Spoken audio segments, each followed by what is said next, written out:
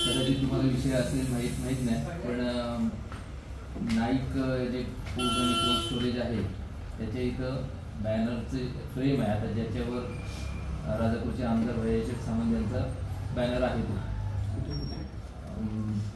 किल्ल्याच्या इथं जाताना एक समोरच आहे.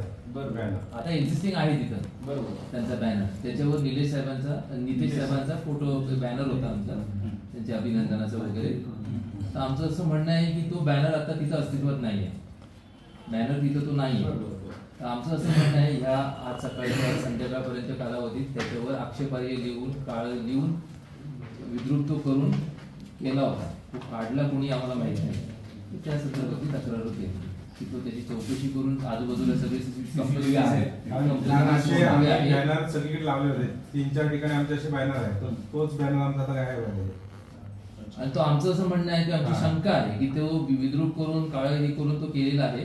त्याच्या आजूबाजूचे सगळे सीसीटीव्ही बघून तो सगळी चौकशी करून पुढचं प्रकरण आणखीन पुढे ह्याच्यावर न जाता ते लवकरात लवकर तुम्ही तो शोध घेऊन तो बॅनर काढला कोणी आणि तो काढला तेव्हा कुठल्या स्थितीत होता, ते सगळं केलेलं होतं का, हे जर आपण त्याच्यावर चौकशी नाही केली किंवा गुन्हा दाखल नाही केला तर पुढे बाकीचे पण बॅनर आहेत, सगळ्याच पक्षाचे बॅनर आहेत, मग सगळ्याच्या बाबतीत ते होऊ शकतं. किंवा मग ते होऊ नये, कोणी कोण समाजकंटक असेल आम्ही म्हणत झालं ते आता संध्याकाळच्या याच्यात झालेलं आहे.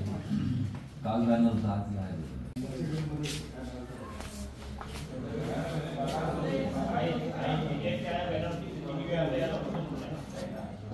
सीसीटीव्ही लावलेला होता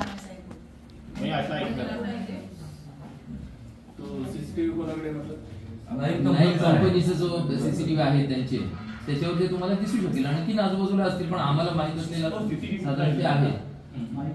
त्याच्यातून तुम्हाला तो लगेच आलमपार बिल्डिंग आहे त्याचा पण असू शकतो, पण नाईक कंपनीचा समोर आहे, समोर 100%. तो समोरच आहे. एक तर तो काढला कोणीतरी हे कन्फर्म आहे, कारण तो आता तिथं नाही.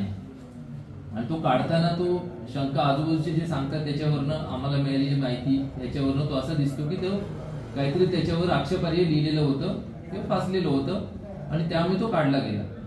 दोन्ही गोष्टीने, एक तो काढायला पण नको होता, काढलं का कारण आहे त्याचं, आणि तो हे केलं होतं, ह्या दोन गोष्टी महत्वाच्या आहेत. मग त्यात